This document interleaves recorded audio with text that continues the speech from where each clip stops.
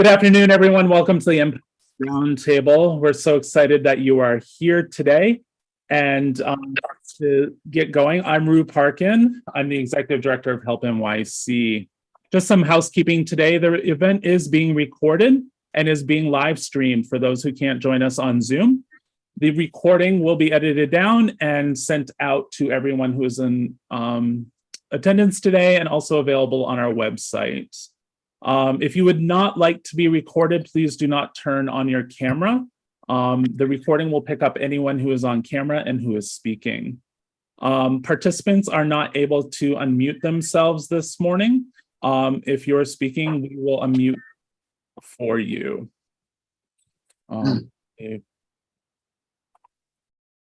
Everyone should be muted at this time, except me. Okay.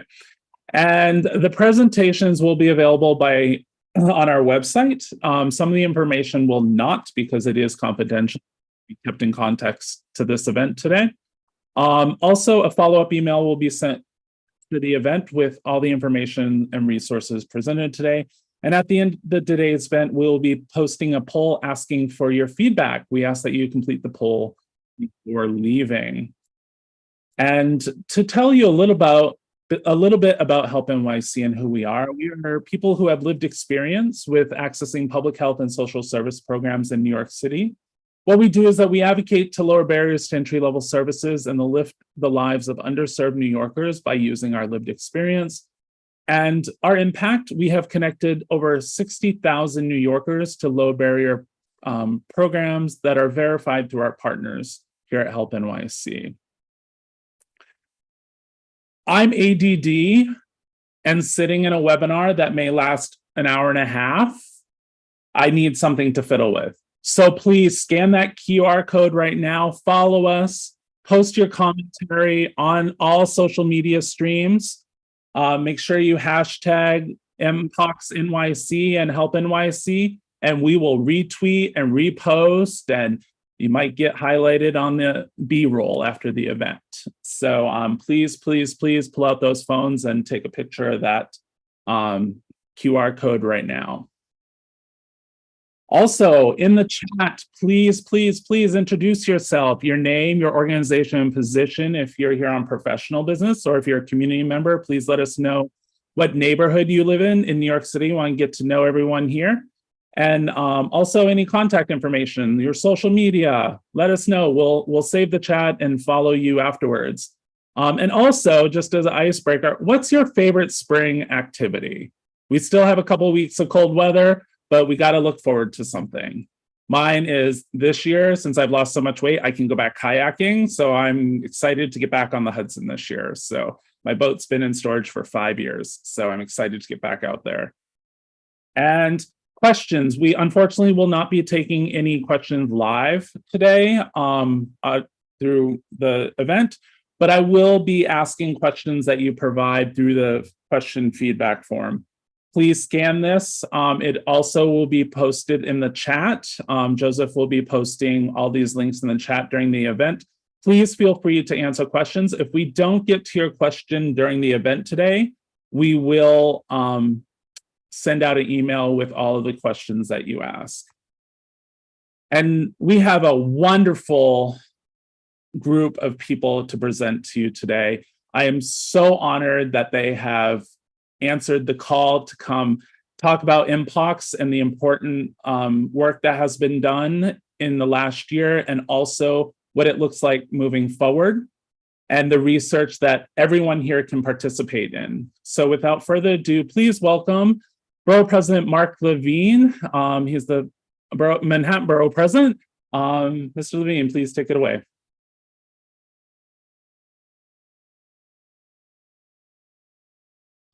Hey, everybody. It's wonderful to be here with all of you and to be on this panel with so many extraordinary leaders, every one of which I'm excited to hear about. But I have to say that Dr. Demetre Daskalakis is one of the most talented leaders I have ever worked with. Not one of the most talented public health leaders, one of the most talented people in any field. that I've ever had the pleasure of working with. We were in the trenches together in the battles of COVID in New York City in 2021. And I think you can almost date the turnaround in national Mpox strategy to the moment where he was led to lead that process. So really thrilled to see you, Demetre. And also here is a great friend and a phenomenal leader in the New York City Council, Lynn Schulman, who is my amazing successor as chair of the health committee. So appreciate you, Lynn, and excited about the whole panel. You know, we spend a lot of time in public health sounding the alarm, talking about broken systems, wringing our hands around how far behind we are in the fight for public health in New York City and beyond. And we're going to do some of that today, but I actually want to start by saying how good I feel about how we responded ultimately as a city and perhaps as a country, but I know the city well. And all the ways in which I think this is actually a public health success story. And I do want to take a moment to acknowledge the way that we rallied as a city, the way public health rallied as a city, the way advocates really stepped up to push the city to do right. Advocates who unfortunately have been through this before, advocates who've been through this for 20 or 30 years on HIV and other issues, and knew how to respond in the face of a threat like this and push New York City to do better and be better. And I also want to speak up on behalf of the New York City Health Department. And I think people on the outside need to understand the extent to which this is a department which has been through a war in the last 3 years, a department which is incredibly understaffed, hundreds of vacant positions, a department that is exhausted, that at the moment that Mpox hit was coming out of a very difficult period on Omicron, and still rallied. And there are professionals in that department who I consider to be heroes in general and for how they responded to Mpox. And if you look at the curve, I don't know if there's any visuals today, but if you look at the Mpox curve in New York City, we crushed that curve. It is extraordinary to compare where we were in August of 2021 and where we are today. Again, a public health success story. So having said that, I still think there are lessons to learn that we should not be scared to face, that we confronted big time in the early days in trying to stand up a vaccination system in yet another circumstance where there was intense demand and high pressure, so much so that the system broke. Exactly what happened in the early days of COVID vaccination, and what will happen again. I don't know what the issue would be. Maybe some of you will tell us, but we are going to again face a high pressured vaccination environment. And we need to have systems that don't need to be rebuilt again from scratch for, I don't know what it is, the next formulation of COVID if we have another bad variant or another contagious disease. I mean, my God, this should just be settled and ready to go. The second issue that I'll mention is equity, that we once again struggled with in Mpox. Exactly the same problems that we had in COVID, where the people getting vaccination in the early days of COVID were disproportionately higher income and white for a disease that disproportionately impacted low-income communities of color. There was a terrible mismatch in the early days of COVID vaccination, and we saw it again with Mpox. The data that I've seen is that 62% of the people who have been diagnosed with Mpox in New York City are Black or Latinx. However, only about 38% as of today of the people who've gotten vaccinated are from those underrepresented groups. So again, we made these mistakes in COVID and we have not yet fixed them. The time to address this is now, and I think I probably talked more than my time allocation. I have a lot of thoughts on what went wrong on those 2 vaccination rollouts and what we can do to be better at that. But I'm going to pause there and pass it back to you, Rue. Again, I'm so excited to be part of this conversation. Thank you so much, everybody. Thank you so much, President Levine. I'm grateful for you to be here. And I too hope we have a stronger vaccine infrastructure in preparation for the next. So thank you for being here today. Next up, we're going to bring on Councilmember Lynn Schulman, representing, I believe, District 28 in Brooklyn, 26, 29. Sorry. 29 in Queens. 29 in Queens. Sorry, I'm in the Bronx. Get me in It's trouble. a whole nother world. Sorry to those constituents in Queens. Well, I want to thank you, and I want to give a shout out to Borough President Mark Levine, who I consider my partner in crime. He really set the bar for being the health chair, and I'm getting into it, and he's been a true partner. We're gonna get together on some items too, because we want New York City to be a healthier place. And I know it's healthier because of him. It's also healthier because of me in my first year in the city council. So I'm very excited about that. Dr. Daskalakis, I mean, I'm a big admirer of yours. I worked at Gay Men's Health Crisis. And would love to get you involved too. I'm going to be doing a lot of things around LGBTQ plus health. So that's very important. So what I want to say is, as chair of the health committee, I want to talk about a little bit about the city's response to Mpox and how we can be prepared for the next potential outbreak. First, I want to thank helpNYC for organizing this important discussion, and want to acknowledge again my colleagues in government, as well as the health advocates that were instrumental in eradicating Mpox in New York City. I'd be remiss, by the way, and Borough President mentioned this, if I didn't acknowledge the leadership of Commissioner Vasan at the New York City Health Department, who piloted first in the nation interventions and helped vaccinate over 100,000 New Yorkers. Were there glitches? Absolutely. But what I want to say is that he was with me hand in hand during that period of time. I would call him at night. I would call him at first thing in the morning and say, hey, we're screwing up here. We got to do something. And he would be extremely responsive. So I just want to acknowledge that. As many of you know, just over a week ago, the city officially declared an end to the Mpox outbreak. And we saw during this time what our city can do when we come together and focus on education, access, and equity to address a public health crisis.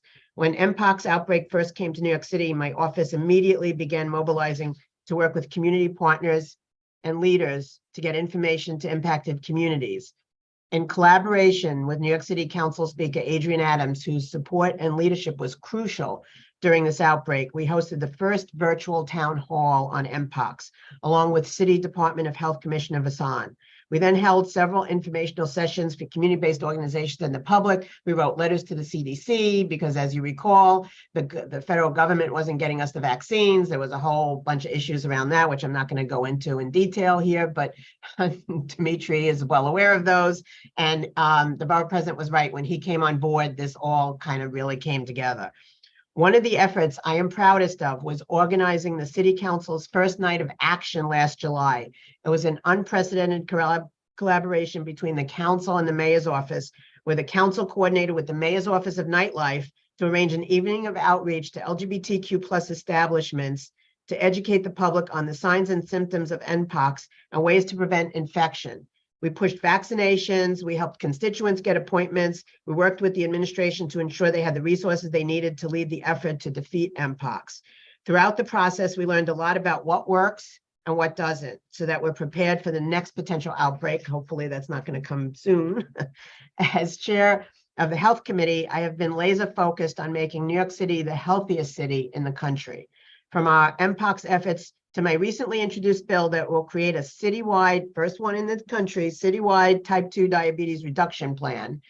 We are leading the country in how we respond to issues related to health. And as a side note, I want to say that I am the co-prime sponsor with Borough President Levine on a sugar bill, which will require chain restaurants to publish what is put in the drinks that are put before that people buy. So, which is very important for people to make choices.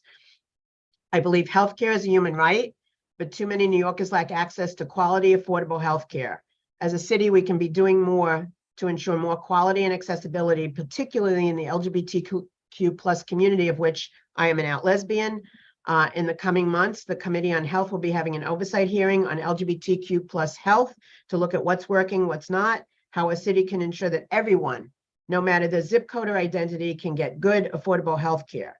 I hope that those of you in this room who are on the front lines of healthcare can join the hearing to provide your firsthand experience into these issues. And in addition, one of my agenda items for this year is to create a 10-year public health agenda. I am working with Commissioner Bassan on that, as well as the Deputy Mayor for Health and Human Services, which is Ann Isom on the mayor's side. So thank you very much. Thank you so much, Councilmember Schulman, for being here, and President Levine for being here. Your work to our city is amazing and does not go unseen. And with that, we are moving on to the amazing Dr. Demetre Daskalakis. And I had the privilege of hearing a couple of his presentations when we were attending DOHMH meetings, and also ACT UP. He did some presentations there. So please welcome. We're a little behind schedule, but please welcome Demetre. And also, if you have any questions at any point during the day, please use the link in the chat to ask your questions. And also, Demetre, because of security reasons, cannot see the chat. So please use that link to ask your questions. Thank you, Rue. Borough President Levine, Council Member Schulman, you have effectively reignited my missing New York City. It's so great to hear your voices and to see what you've done. From my perspective now, I'm at the White House helping to coordinate the national Mpox response. So just a huge amount of gratitude. And before I get into my slide deck, I just also have to say that, New York City Department of Health, the New York City DOHMH is a premier in the country. And so the real statement that that it's been through war, I think, is correct. And I think also when we think about how we treat our community, we really focus on sort of looking at trauma-informed care of the folks that we serve. And I just want to say that we also have to have trauma-informed care of the public health community and the public health leadership and the public health staff that are so important in making the everyday go. And so I'll say that before I get started, one of the questions I get is, are people exhausted? And the answer is they certainly are, but they rise to the occasion because that is what public health does. And I know that I'm going to go into my slide deck, I promise, but I just cannot help myself after President Levine and Council Member Schulman. There's three things you need to end an outbreak, and that's science, community engagement with an eye toward equity, and political will. New York City demonstrates that it has the three ingredients needed to do that. I feel grateful that I was able to take those three ingredients into a space to try to do the same thing nationally. So I will also say thank you to New York City for teaching me what I know. Thank you to President Levine for being just an amazing partner, and also for Councilmember Schulman for being an amazing partner. We are in the trenches with you. So thank you for allowing me to be a part of your day. Rue, I think you have control of the slides, so I'm going to say next slide. So I'm going to give a little bit of an overview, and I will try to keep us on time. I will try to even be faster, Rue, so we can catch up a little bit, just to go over the epidemiology of where we are. This is a national view. There have been over 30,000 cases of Mpox so far in the United States, 28 total deaths. Many of those individuals are people who are living with immunocompromising conditions, most commonly HIV, but it's never just HIV, and we're going to talk about that in a second. Next slide, please. We were in a very different place, as Councilmember Schulman talked about, with vaccines, but also with testing early on in the outbreak. Testing was something that was happening in New York City only at the public health lab, which I also fondly miss. But that lab was doing all of that work because they were one of the the designated labs in the country that could do it. Soon thereafter, and you can see this great curve. Oh, One back there, Rue. You're moving too fast for me, and I promise I'll pick up the speed. You can see that we went from 6,000 tests that we were able to do away to 80,000. We have plenty of capacity, and that is a really significant win. Though it took some time, it was significantly faster, and that was a lesson learned from COVID of how to get from like a lab-based test done in public health labs into the commercial space. So that is another one of those important lessons to move. Next slide, please. President Levine, I have a picture for you, but not of New York, although New York's looks exactly like this because they were so important in driving this curve down. And it just makes the point that we are in a very different place than we were at the peak of the outbreak. So we are now looking at about 1.71 cases per day, so just under 2 cases per day on average. And we continue to monitor this. So we're in a long tail. We have not gotten to zero effectively nationally, but we're seeing places like New York get to zero, stay at zero, and then have occasional cases here and there, which is, I think, what it's going to look like. So I think we're driving to zero, not there yet. Next slide, please. And this is a bit of a complex slide that just talks about something that's called the effective reproductive number. And I think that that everybody learned about this number in COVID and in Mpox. Really a huge compliment to Public Health and CDC. They put this information out on their website pretty early on so people could see where we are. The takeaway message is anything that's under a reproductive number of 1 means that the outbreak is shrinking and not growing. This outbreak will continue to shrink. That doesn't mean that we won't have new reintroductions in unvaccinated or under-vaccinated individuals. Please note the word under-vaccinated. That means people who only got 1 shot. Next slide, please. When you look at the cases, this looks at gender and age. The belly of this is around 31 to 35. Over 95% were cisgender men, mainly men who have sex with men and other folks in that category. Just under 3% were cisgender women. Transgender folks, men represented 0.2%, transgender women 0.9%, and folks who had other gender identities were just under 1% at 0.7. So that is the sort of curve. This is the actual demographics of the folks diagnosed with Mpox in the US. Next slide, please. And as Borough President Levine said, when you look at the story of Mpox, it really follows the same fault lines that so many other infectious diseases and non-infectious disease follow in our country. And it followed the fault line that this started out mainly among white men who have sex with men, other gay and bisexual men, and then became a phenomenon of mainly Black and Latino individuals. So you can see that, again, following the fault line of HIV, following the fault line of some non-infectious diseases, we continue to see that there is an overrepresentation of people of color among the cases. Next slide, please. And it's never just an infection in isolation. And this is really important. So when we're looking at the government response to this nationally, we really created a multi-epidemic response that we call a syndemic response that actually looked at STI, HIV, mental health, housing, all of that together in a way to leverage what we could do to move things forward. And that's because of the data. And the data told us that people who are having the more severe infections of Mpox, at least in this series from CDC, 82% of them had HIV. In fact, 72% of them had CD4 counts less than 50. I haven't seen so many people with CD4 counts less than 50 since the 90s when I was a medical student, before there were antiretroviral therapies. So really a distressing number. Under 10% were on HIV medicines. And then here's the fault line. 68% were Black and 23% were homeless. Really important for us to step back and look that infections do not live in isolation. They interact. We need to treat them and address them in the way they interact. And it's not just about infections. It's about the social determinants of health, like housing, that make infections worse and make these syndemic interactions tighter and have higher impact to the community. Next slide, please.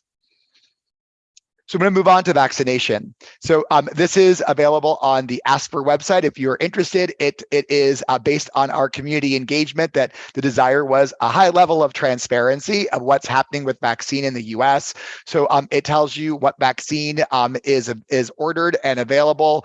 As Councilmember Schulman said, we were in a very different place at the beginning, and through science, looking at different ways of administering the vaccine, as well as through some good old-fashioned make producer manufacturers make more and open new places to make more, we're able to say that we're not in a shortage of the vaccine that we need to do this work.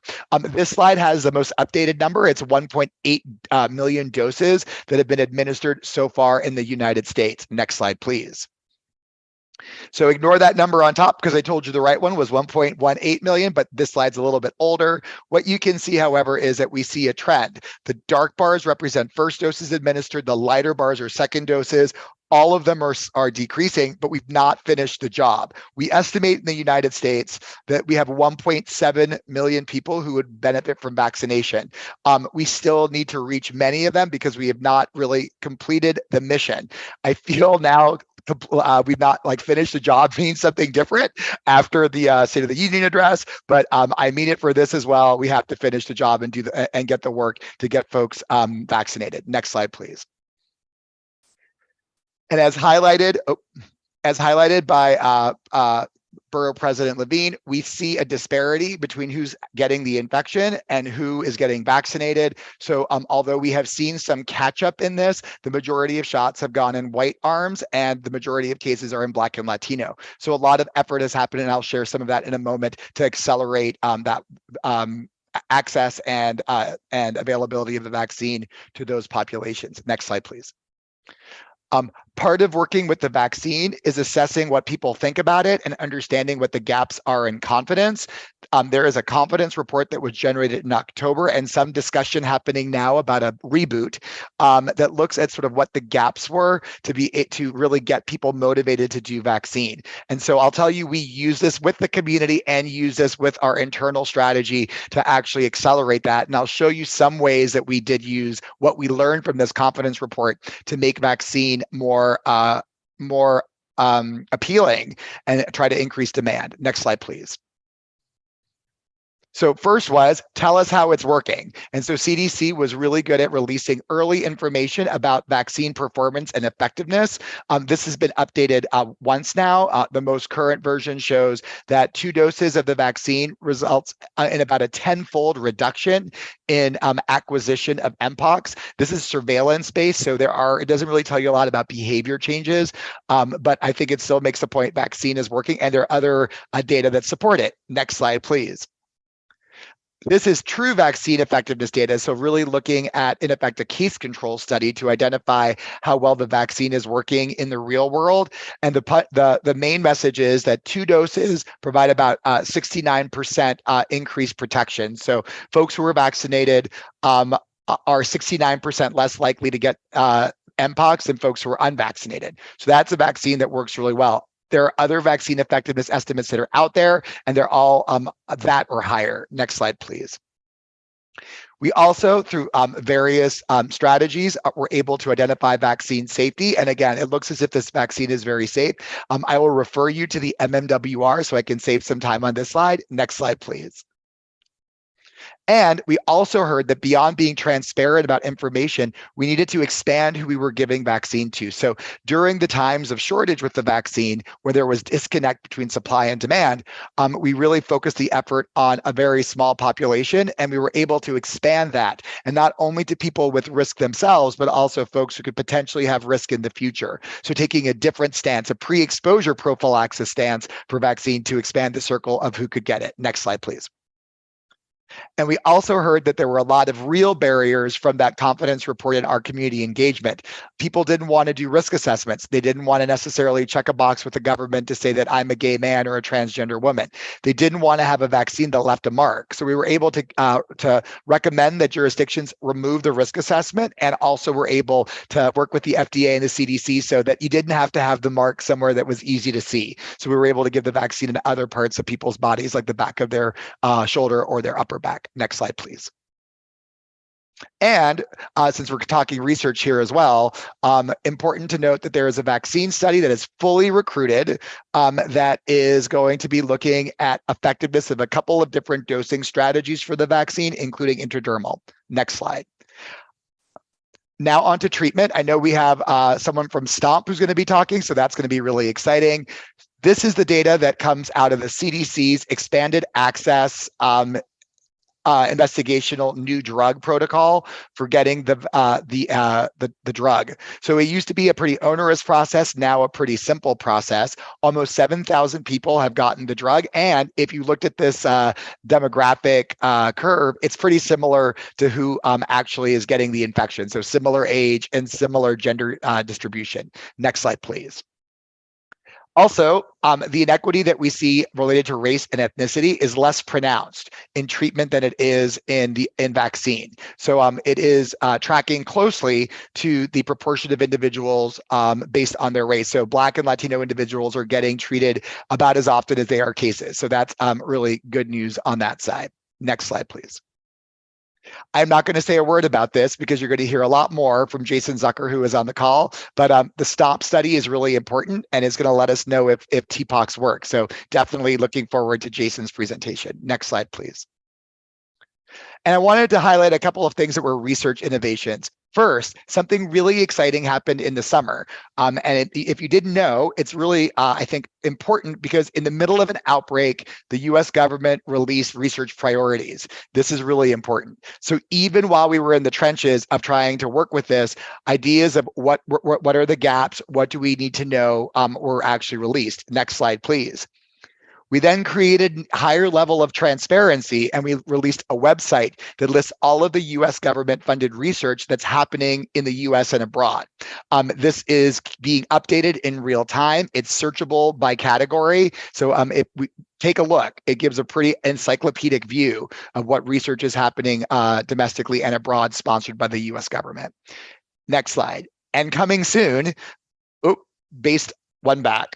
Coming soon, based on community request, we're going to be convening a research gathering where we're going to talk about what the USG is doing now and then open the floor to see what the gaps are. But also remember that we are in an environment where we don't have a lot of cases. So it's going to be a really interesting conversation going forward. Next slide, please. And then just briefly, in our engagement and equity, we've done a lot of work across US government. At the White House, for instance, we've now had almost 600 engagements that have happened across communities. We have convened a workshop mainly of Black, Latino, and other Indigenous people who are mainly LGBTQAI+, to give us individual level feedback about how this is going and what we could do to improve. And we have been very responsive. So we're given a task. We then return back to the group and tell them where we are and how we've done. Next slide, please. And this is just another photo of our little workshop. Next slide. Also, a lot of work happened in putting vaccine closer to people. Vaccine events were supported through federal and local public health to do work at some of the Pride events that happened in the spring and summer and some in the fall. Really a lot of success with some weekends of over 10,000 vaccines administered, which is really exciting. So definitely a strategy close to my heart, which is put vaccine closer to people. And it seems to be something that people like. And in certain circumstances also improved the equity of vaccine in terms of who was getting the shots. Next slide. We also crowdsourced questions. So we found questions that people were asking. We used social media monitoring as well as our engagements, and then actually recorded answers to those questions in English and in Spanish to be directly responsive to what people were curious to know about before they felt more empowered to pursue vaccine. Next slide. And deeply into social media, like you can't do this anymore. You can't do public health without using influencers and making sure that you're engaged in social media. And so we've done that with some success. I think there's an example of one post that got almost 500,000 views, which in public health land is Beyonce level. That's not really Beyonce level, but close to Beyonce level in public health. So a lot of folks were taking a look at some of the messaging. Next slide, please. And I think I got us pretty close to time. I'm sorry if I went over, but I think I was close. Rue, I'm going to hand it back to you. Thank you so much, Demetre. It is an honor to have you here today, and I'm a huge fan of the work and service you provide to us. And thank you for making the time. It was a huge lift in a short time, and we are a little behind schedule. For those who are attending today and you joined us after the welcome, please ask questions. The link is in the chat. Joseph is putting the link in. I have no questions for you, Demetre. I think that you are very thorough, and thank you again. Next up, We have Dr. Preeti Pathela from the Department of Health and Mental Hygiene here in New York City. Please take it away. Thanks so much, Rue, and hi, everyone. I am Preeti Pathela. I oversee the STI program at the New York City Health Department, and for about 5 or 6 months last year, I also headed up our surveillance and epidemiology efforts around the Mpox response. So next slide. So I'm just going to, yeah, you can go to the next slide, Ruth, thank you. So I'm just gonna kind of talk about where we were, what we did, where we are now, and just give you a brief background here. I think most people are aware of the fact that the first case of Mpox was reported from the United Kingdom and a recent traveler to Nigeria. Our first case in this country was reported on May 17th, and that was in Massachusetts. And then a couple of days later, we investigated our first case in the city. It wasn't until August 1st that a local state of emergency was declared by the city, calling it the epicenter of the US outbreak. And then a few days later, there was a national public health emergency declared by US Health and Human Services. Next slide. So in terms of our response, here is a depiction of our incident command system structure. And this is basically our emergency response structure. You can see that it's pretty comprehensive over here. It has all of these boxes that represent many, many leads and co-leads. And then within those boxes, just large groups of staffing from the agency. And we activated this on June 21st, which was actually 9 days before we demobilized for the COVID-19 response. Next slide. And in terms of our epi response, we received provider reports of suspected cases from the outset. As Demetre had mentioned, there was really constrained testing and capacity. And so our public health laboratory in New York City at the time was just accepting 20 specimens from 10 patients per day. But early on, our group was getting upwards of 70 calls for patients to get tested. And so just trying to triage that and figure out on a daily basis how many specimens the lab would be able to test, prioritize those, and get them transported over to the lab was something that we worked on. And then all of that, was relieved when we had commercial lab testing available in the middle of July. We conducted case and contact investigations, continue to do that, and include management of cases. That includes providing guidance for safe isolation and support access to treatment as needed, navigating patients to providers who could provide Tecovirimat, and also facilitating or helping our healthcare systems emergency response group with onboarding providers, considering kind of the onerous onboarding process to provide treatment. We managed contacts. We monitored them for 21 days from their dates of exposure and offered and arranged for post-exposure prophylaxis vaccination for those that were deemed to be at higher risk of infection. Next slide. And so this is our epi curve. And as I mentioned, we had our first case in the middle of May. You can see here that by the end of July, we were looking at, we had several days where we actually reached about 100 reported cases that needed to be investigated, as well as all of their named contacts. And so at the end of July and early August, we had a 7-day average of 72 cases per day. And then that rapidly declined. And so where we are right now is that for many days in a row, we will have no cases reported to us. When we do have cases, it's generally a single case per day. Next slide. And something that we do naturally is to collate all of the information that we get, both from investigations and also from laboratory reporting, and characterize cases in terms of residents, Borough of residents, age group, gender category, race, ethnicity group, sexual orientation. And then we provided this information weekly on our health department website. Next slide.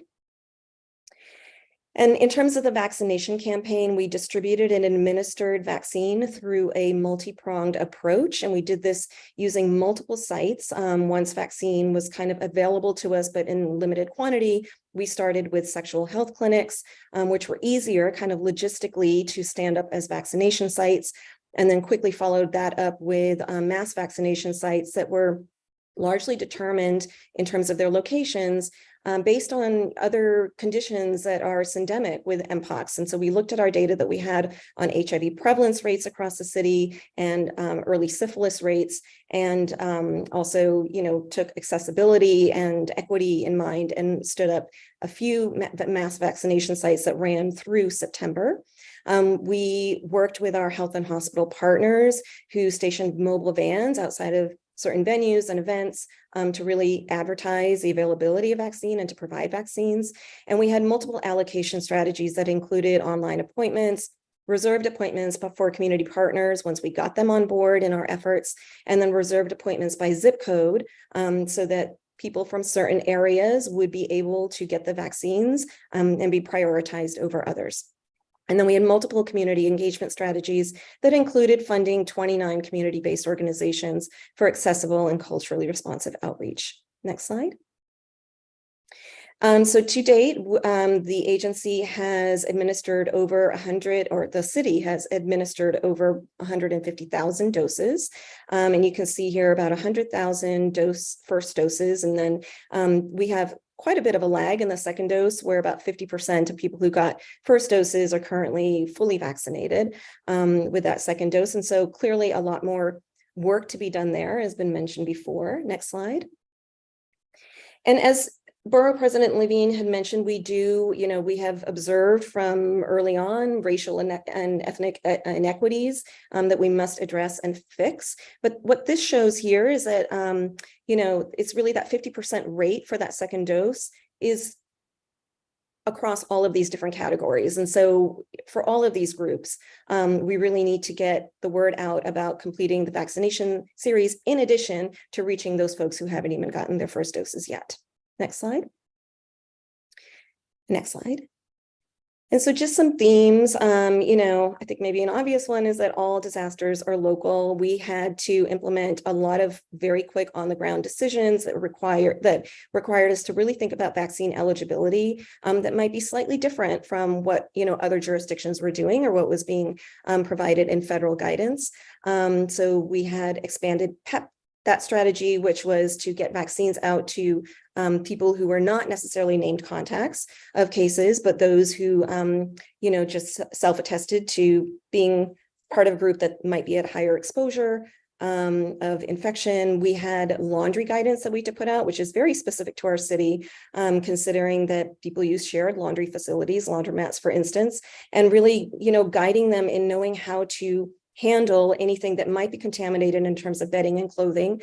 That was something that we had to take on early. And then we were the first in the nation also to roll out the single dose vaccine strategy, whereby we held back from providing the second doses to get more first doses out to a larger number of people.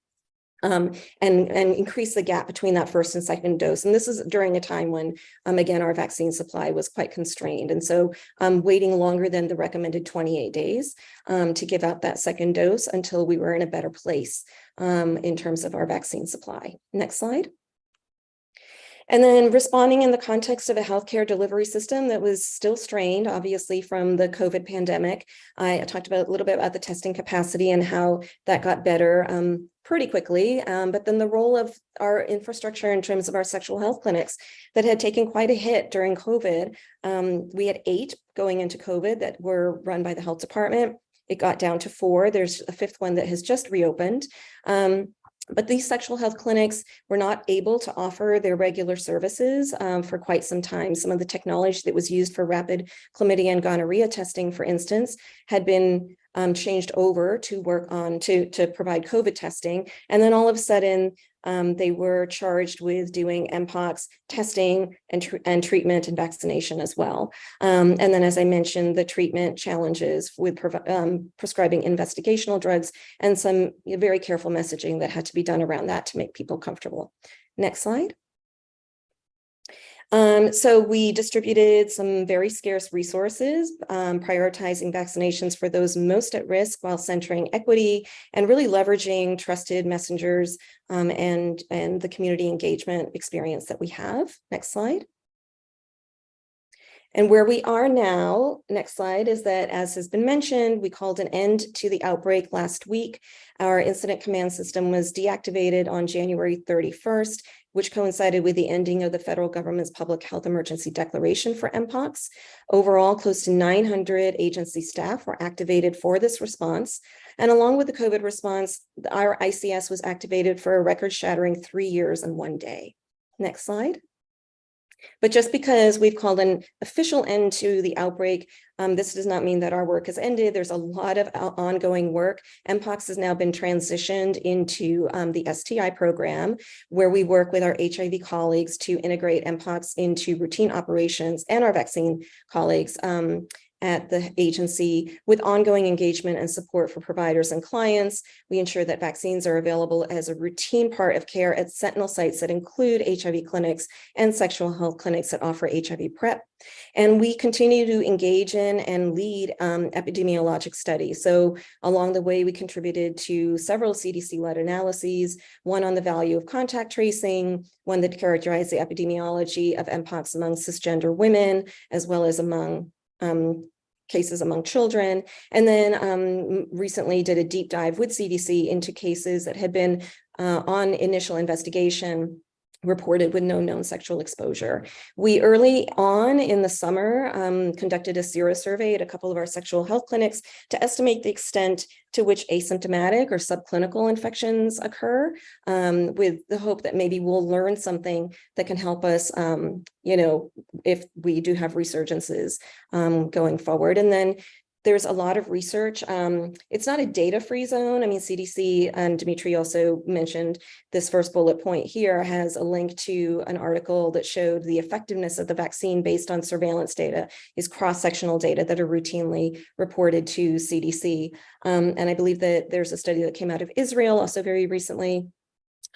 But in terms of kind of more rigorous studies that the health department is doing around vaccine effectiveness, we have designed or implemented 5 cohort or case control studies, and hope to have some results of that soon that are going to be positive and are hopefully going to be used in our messaging, or will be planned to be using in our messaging to really motivate people to get those first doses and second doses. Next slide. And with that, I'd just like to acknowledge the many, many staff who worked very, very hard on this outbreak, as well as a few key people here who shared some slides with me, our city partners, and the community advocates who supported not only their own communities, but also the health department, and really held us accountable throughout this entire response. And that's just so critical. So thank you so much. Thank you so much, Preeti, and thank you so much for mobilizing. I know you're down in Atlanta. You're not even in New York. You're in the warm weather, and thank you so much for being here. If you have any questions for Department of Health, I have no questions coming through right now, but if you have any questions, please click on that link in the chat window. If you're on mobile devices, click on your window and then click chat, and the link will be in there. That form can be used on mobile devices as well. Thank you so much for being here. And next up, this is why we're here today. Research moving forward is how we prevent and solve pandemics in the future. It is very important that I know I was a child in the 90s. I was HIV youth educator. I was doing the condoms on the wooden dildos and then bananas, wherever the government told us to do. It changed weekly. So I participated in research studies since I was a queer teen in Portland, Maine. And I continue here in New York City, and New York City is home for me now. But first off, we're going to talk about the STOMP study. And also all of these studies, you can enroll into them through our website at helpNYC.info, click Mpox, and then click on the studies at the bottom of the page. But we're going to start with the STOMP study. Dr. Zucker, please take it away. Oh, I got to ask you to unmute, don't I? Yep. All right. Thank you so much. And thank you, everybody who's spoken so far about the important work that's been done both nationally and locally around Mpox. Thank you for having me today to talk about this important study. So this is the AIDS Clinical Trials Group, or ACTG study 5418, a randomized placebo-controlled double-blinded trial of the safety and efficacy of Tecovirimat for the treatment of persons with human monkeypox virus disease, or what I'll call for the rest of the day STOMP, because it's a lot shorter and easier to say. It's also important to know let's stay on that slide still. Important to know that while we ran this through the ACTG as an existing network that could get this study up and running quickly, this trial was designed for all patients suffering from Mpox and not just those living with HIV. Next slide, please. So I just want to take a quick step back and highlight why it's so important and tell you a little bit about what we're studying. The first and most important thing is that most patients will fully recover with or without treatment. However, there is considerable morbidity, and while supportive care can help patients manage symptoms, the hope is that if there's a drug that can make symptoms resolve faster, that would be really beneficial to patients. Additionally, for some patients, particularly those with severe disease, those at risk of complications from disease, and those at risk of severe disease, we want to be able to offer them an antiviral option. For those patients, we currently have extremely limited options. These include things like vaccinia immune globulin, which has been used before for patients with complications from vaccinia or smallpox vaccine, and is an option for immunosuppressed patients, but there's really no clinical data on whether it works. Cidofovir and brincidofovir are two current antiviral options. These are pretty similar medications that work by inhibiting viral synthesis. However, cidofovir, which is FDA approved, although not for Mpox, is easily obtainable. It can be extremely toxic to the kidneys, limiting its usefulness in a disease where most people do fully recover. Brincidofovir is a similar agent with less kidney issues, but possibly more liver issues, and is FDA approved only for smallpox. Obtaining it requires also going through the compassionate use program and acquiring it from the Strategic National Stockpile. It's also important to note that when we're thinking about all patients who could acquire Mpox, neither of these agents are safe in pregnancy. Trifluridine is another antiviral medication that's been used, but it's specifically for eye disease as it's eye drops. Finally, and last on our list is the drug we've heard the most about during this outbreak, Tecovirimat or TPOXX, which has been available through the Expanded Access Program from the CDC. Next slide, please. Tecovirimat is an antiviral drug that was initially developed to treat smallpox infection. It works by inhibiting a specific viral protein, P37, that is specific to orthopox viruses and is believed to have in vitro activity against most orthopox viruses. It was first approved by the FDA in 2018 through the Animal Efficacy Rule, or Animal Rule, which allows for a pathway for approval of drugs for severe or life-threatening conditions when it's not ethical or feasible to conduct efficacy trials in humans, like exists for smallpox. And that really limits our information on the effectiveness of this drug. Next slide, please. Because it was approved through the Animal Rule, prior to this outbreak, we had extremely limited human data on this medication at all. Efficacy data was done entirely through non-human primate studies, and then safety data on this drug that led to its approval was only 359 patients with one serious adverse event that was not attributed to the drug. Next slide, please. In fact, at the beginning of this outbreak, the published literature on the effectiveness of this drug was primarily limited to this one paper that had 7 patients in it, one of which who received Tecovirimat and experienced no adverse effects and had a shorter duration of viral shedding and illness. Clearly, a lot more information on this drug is needed. Next slide, please. And since a lot of Tecovirimat has been used through the Expanded Access Protocol, we are getting additional reports to learn more about patients' experience and how the drug is working in the real world.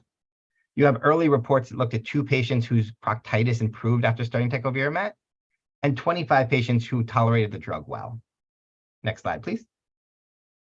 And as Dr. Daskalakis mentioned earlier, almost 7,000 patients have been prescribed or treated with Tecovirimat. Next slide, please. And the CDC has put together a lot of these into a case series that looked at 550 patients who received Tecovirimat and found that the drug was safe. There was relatively few and no serious adverse events. So do we need a clinical trial? Next slide, please. Well, these case reports really don't remove the need for a clinical trial. A clinical trial that can help us know definitively if the drug works and is safe. We really need a randomized control trial because we don't have any controlled human efficacy data available for Tecovirimat. We want to be able to practice evidence-based medicine and be able to tell our patients whether or not we think this drug will really work. These data are also needed at the FDA level to provide an indication for treatment. An emergency use authorization, which would make this drug even more easily available to patients, is not possible without such data. And scale-up of treatment internationally is difficult to impossible without controlled data. We'll also need to learn a lot more about how this drug functions in the real world. We need to learn if the virus develops resistance to this drug and if that happens frequently. We need to understand if there are markers that tell us the drug is working so we can identify future promising drugs. And maybe most importantly, if this drug doesn't work, we're spending time and money that could be used to find drugs that do. Next slide, please. And before I get into the study, I want to highlight for a second just how quickly this study came together. But we met as a group for the first time at the end of July and enrolled our first patient in mid-September. So this trial was developed and started in less than 8 weeks. And in spite of the rapid time frame, we continued to prioritize the communities we serve, utilizing ACTG, HVTN, NIH, and other existing community advisory boards to really engage the community from the start and make sure that the community was represented in the design of this trial. For an overview, this is a 2-to-1 randomized blinded placebo-controlled trial, meaning that for every 2 patients that get Tecovirimat, 1 will get placebo, with the goal of enrolling 530 patients. We do also have an open label arm for children, pregnant persons, patients with severe disease, severe immunosuppression, or severe skin disease, where all patients will get Tecovirimat, but they can still contribute to virologic outcomes, but not the primary study outcome. Next slide, please. So our hypothesis is that Tecovirimat will lead to faster clinical resolution compared to placebo. Our primary objective is to compare time to clinical resolution between people with Mpox randomized to Tecovirimat or placebo, which for this study is defined as when all skin lesions are scabbed over, desquamated or healed, and all visible mucosal lesions are healed. And we're doing these checks through personal skin checks with photographs. Participants can report clinical resolution. They can have a video visit to confirm clinical resolution, and then finally confirmation at a scheduled in-person visit. Next slide, please. In terms of eligibility, we wanted to make this study as inclusive as possible. To be eligible, you need a confirmed or presumptive disease diagnosis in the last 7 days, illness of less than 14 days duration, so symptoms for less than 14 days. You need to have at least 1 active lesion that we can follow. Non-pregnant people agree to contraception or abstinence, and the ability to provide informed consent or assent for children. As you can see, these are pretty broad criteria for a study like this. Next slide. And for those who don't qualify, we do have our open label arm as well.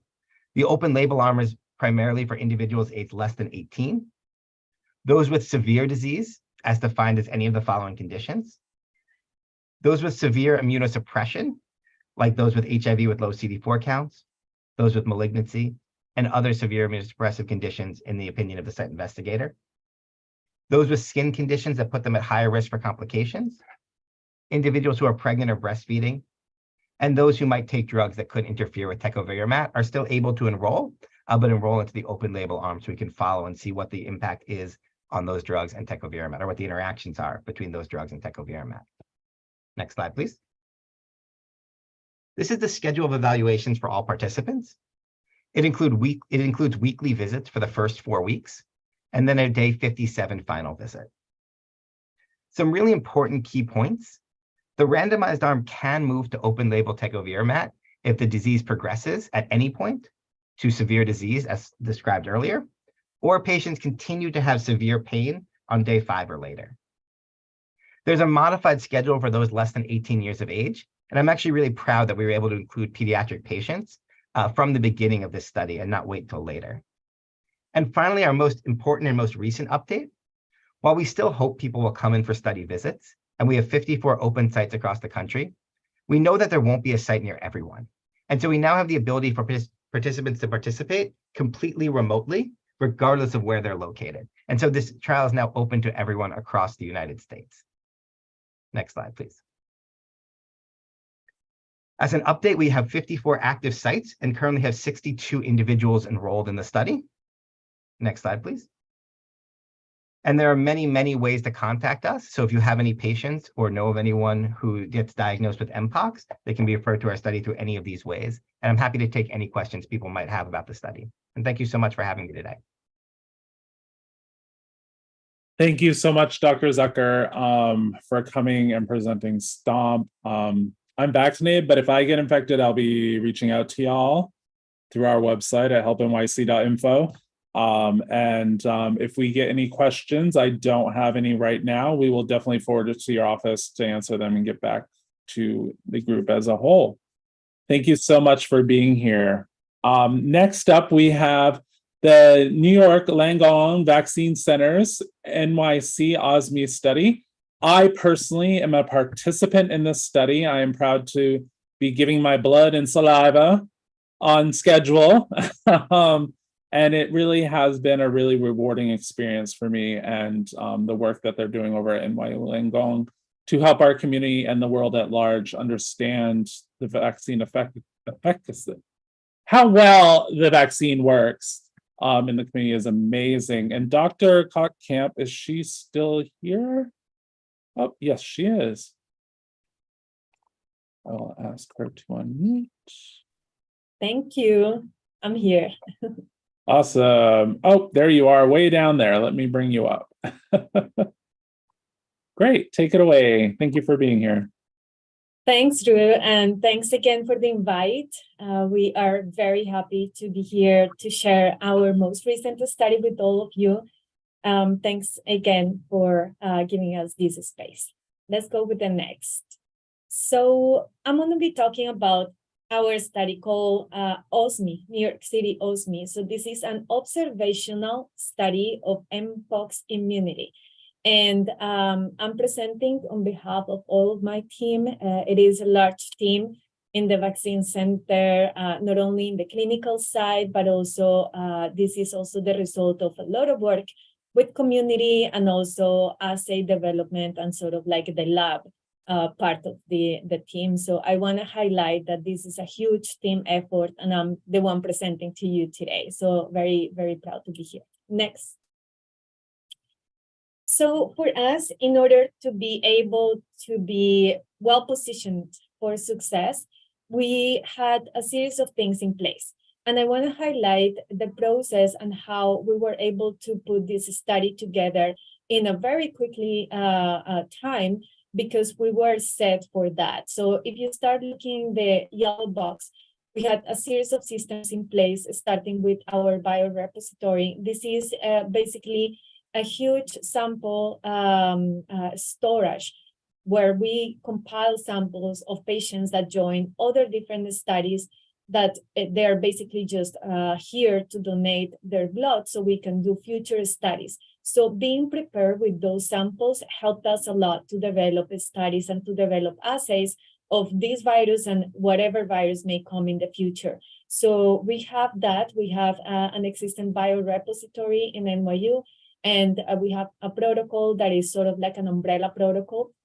Basically, we can enroll in that protocol people that are suffering of any infectious disease that is of public interest, or even healthy volunteers. So what we do, we store that blood, and then when the next virus comes in, we go back to our samples and we're able to compare things before the outbreak to after the outbreak. So we had this, and this is how we were able to develop also quickly assays and protocols when the pandemic hit, because we had already this repository sitting in our laboratory at NYU. We also have been working really hard in establishing connections and channels, and all of those came and became stronger after the pandemic. So channels with other partners in the city, like with all the members that are talking here today.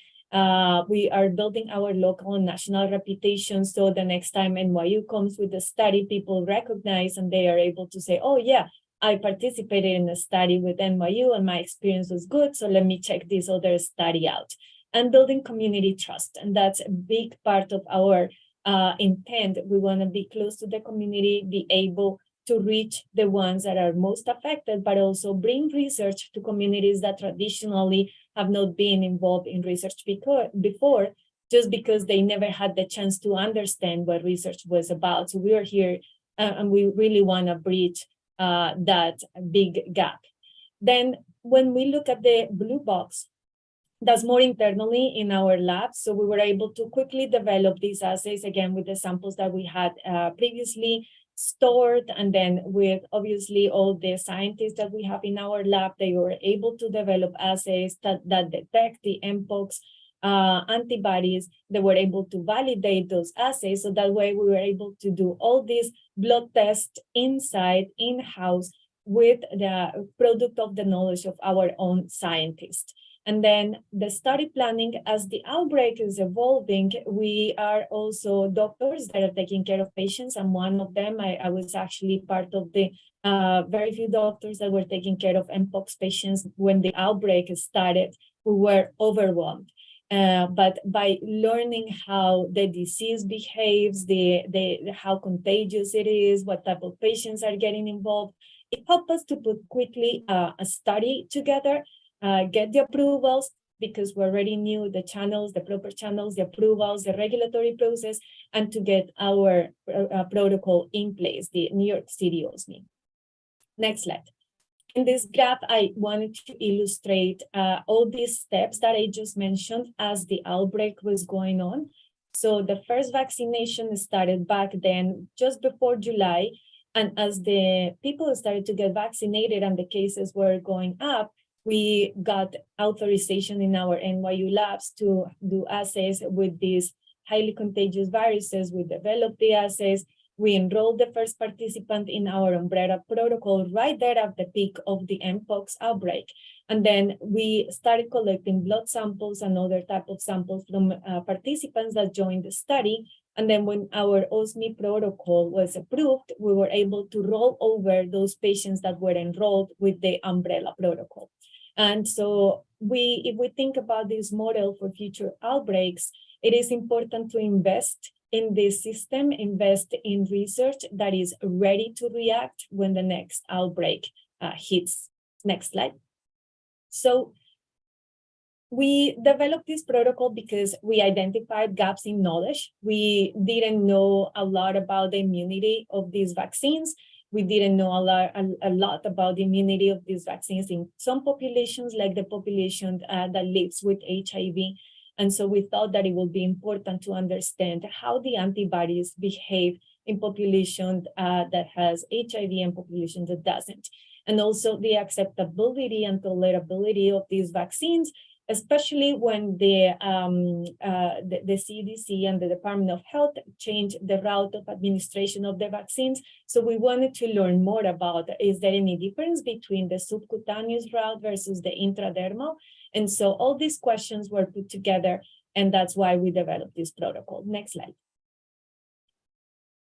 Many of you probably are familiar with this, and this is our OSMI recruitment material.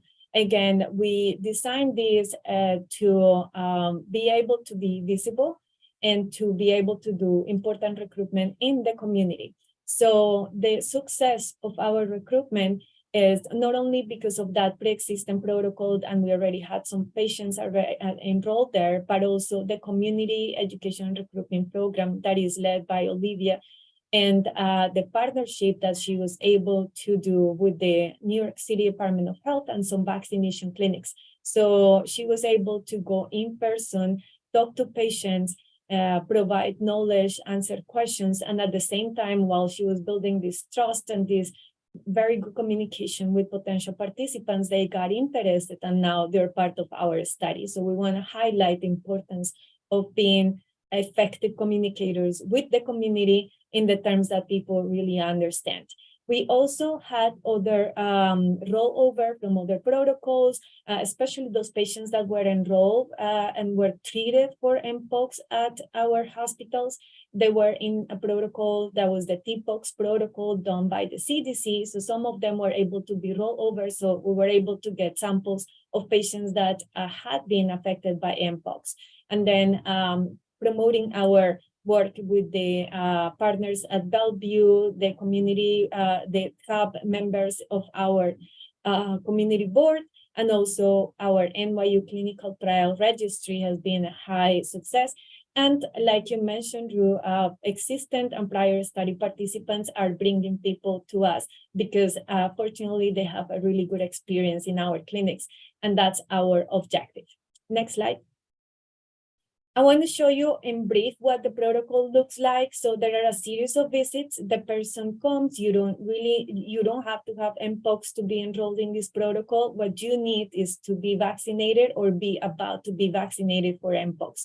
So we're going to take samples at whichever time point you get into our established time points. So if you got your vaccine, and it's been 14 days, we will enroll you at that visit. If it's been 3 months, we will enroll you at that visit. And in each of these visits, we're gonna do a physical exam, we're gonna do your vitals, we're gonna collect specimens. Specimens are blood and saliva.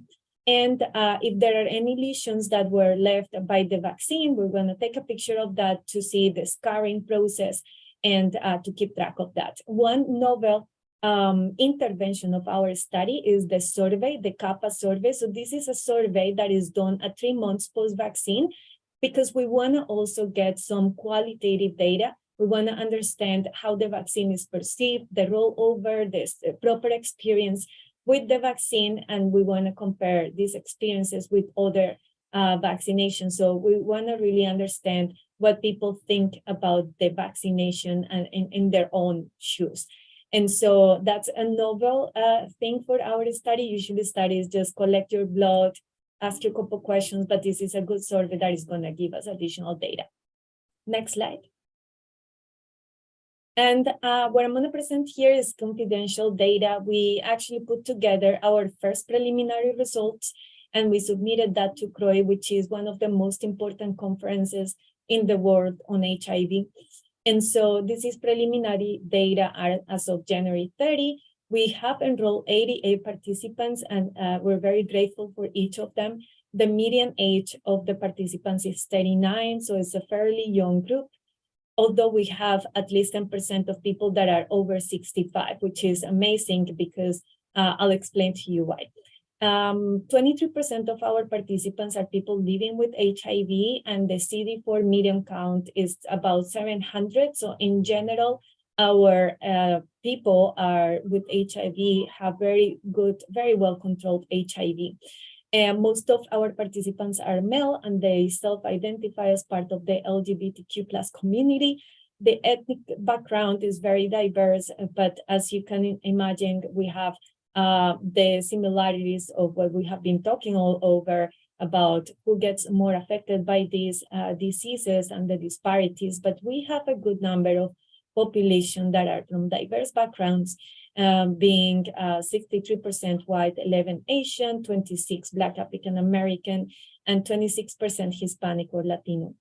The route most common for the first shot was the subcutaneous route, and then for the second one was the intradermal. 23% of the participants had received a smallpox vaccine prior to 2022, and so this is something very important to highlight because these participants actually could have different type of immunity if you think about it. So in terms of safety, no severe adverse events reported, and we're going to be talking about the ELISA, meaning the antibodies. We don't have yet data on neutralizing antibodies, which is a more specialized type of testing in terms of vaccine immunity. Next slide. So in this graph, I want to just give you the message. These graphs, these two pictures are showing the intervals between your vaccines. So people got the first and second shot with 1 month of difference in the left side and with more than 1 month of difference in the right side. And what we want to see here is if there was any difference between people that got the vaccines with a shorter interval versus the longer interval, it turns out that there is no big difference. So having your vaccine 1 month versus 2 or more months apart didn't show any difference in terms of immune responses. Next slide. In this graph, we are showing that also the different types of administration of the vaccine are comparable. So many people got the first dose subcutaneous and the second subcutaneous. Other people got intradermal and the second dose intradermal, and other people got a mix of these two combinations. And so we looked at all of those possible combinations in the first view, in the short interval and the long interval, and the message is that the data is the same. So there are no significant differences between having one mix or the same type of vaccine given. So I think this is very reassuring, because when we started doing distribution of subcutaneous vaccine, because of the few amount of vaccine available, we didn't really have data in how impactful that will be in the context of Mpox. So with this study, we're demonstrating that it's comparable. Next slide. How HIV affects the response. And this is one of the most important questions. On this, I have to highlight that we still need to get more data from patients that are living with HIV. So if you know patients that are living with HIV that are about to get vaccinated or they got vaccinated, we welcome them because we need more data on our HIV group. But with what we have, we are seeing that there is no really big difference between the antibody responses between people that have HIV and people that are HIV negative. However, when you look at the CD4 count, meaning how strong the immune system of the person is, there is a slight trend, still not statistically significant, that people with low CD4 counts have less responses to the vaccine. And this is not unique to just Mpox. I think this is a general event that happens with many of the vaccines that are available. But the important part is that the antibodies are there and people develop good antibodies after vaccination, even if their CD4 counts are low. Next slide.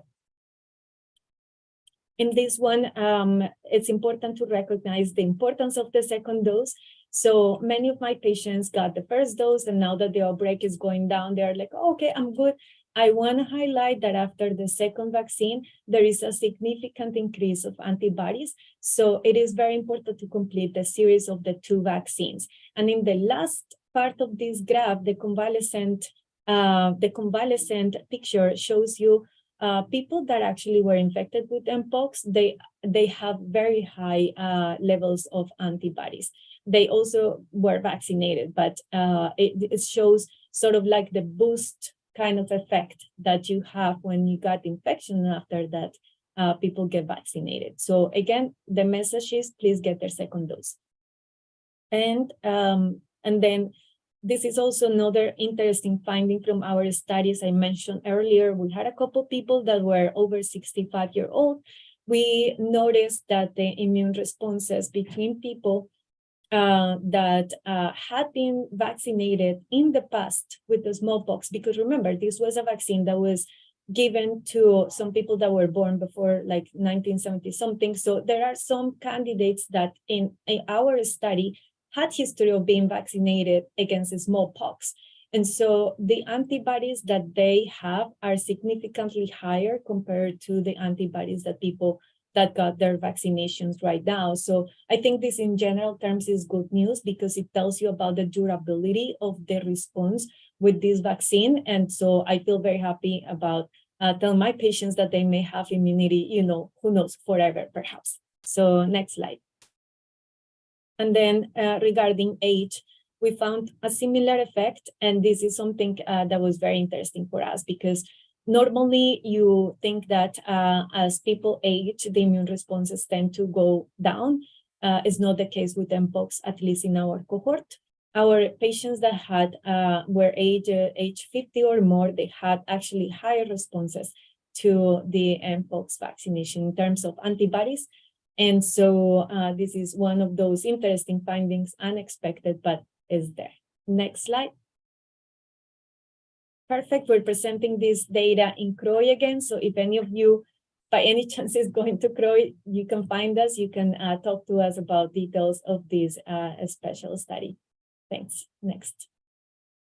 Okay, I think I'm going to skip the conclusions. And thank you so much. Again, the work that was done is huge. It's a huge team. We have a huge team of clinical people, our nurses, nurse practitioners, our lab people, community. We have a huge team, so it's no further start putting names here, but thank you so much for your attention. I hope you enjoyed. Thanks.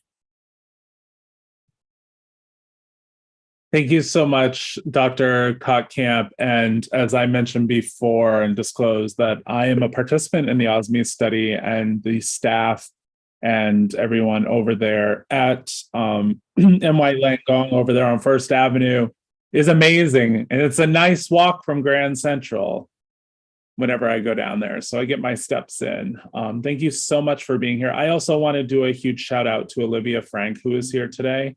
I sit on the CAB, the Community Advisory Board at NY Langone, and it is a privilege to be a member of that CAB. And Olivia and I met one day and came up with this event. So thank you, Olivia, for inspiring this event.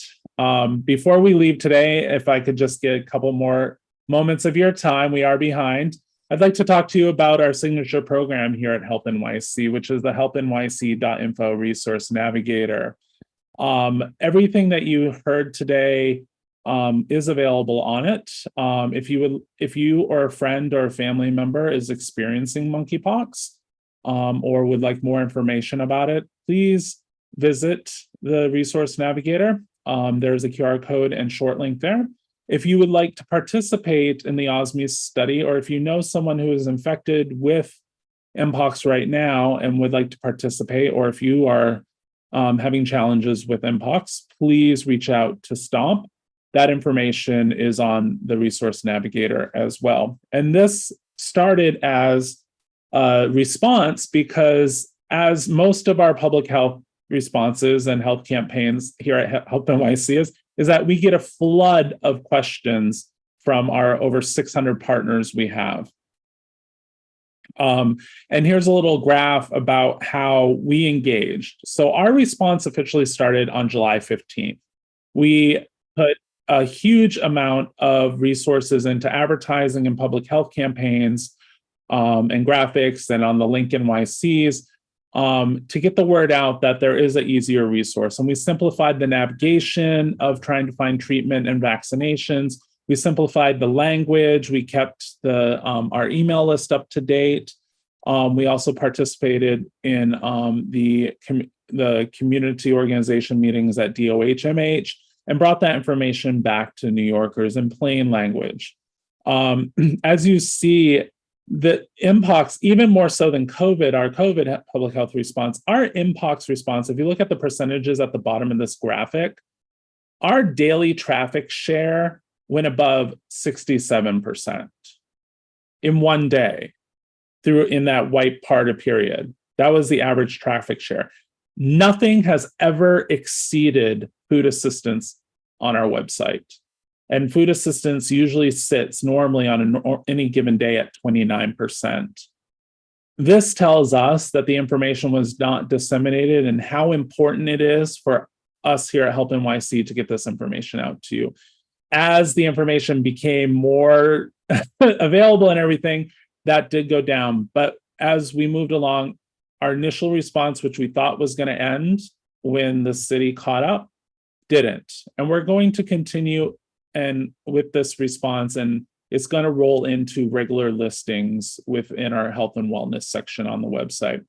To date, we have had almost 12,000 people here in New York. This is within 25 miles of Woodside, Queens, which is the geographic center of New York, come to our website to seek information. 41% of those actually acted on getting information, clicking through our website to the resources. And an average of 4 resources were accessed per person. A little bit about the Resource Navigator. We are the first Resource Navigator to be maintained by people who have lived experience with accessing public health and social services in New York City.